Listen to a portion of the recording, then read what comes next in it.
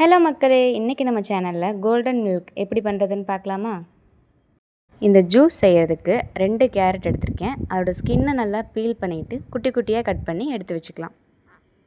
நான் ஒரு மூடி தேங்காவை நல்லா துருவி எடுத்து வச்சுருக்கேன். நீங்கள் கட் பண்ணி கூட சேர்த்துக்கலாம்.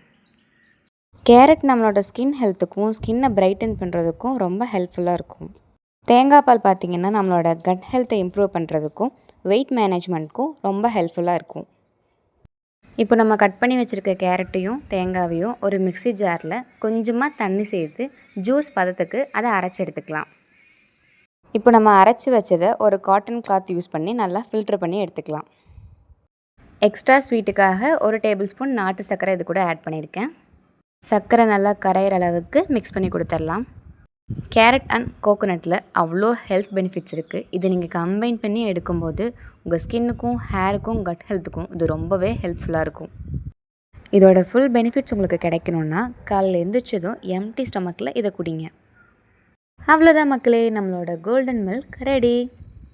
இவ்வளோ பெனிஃபிட்ஸ் இருக்குது இந்த ஜூஸை நீங்களும் வீட்டில் ட்ரை பண்ணி பாருங்கள்.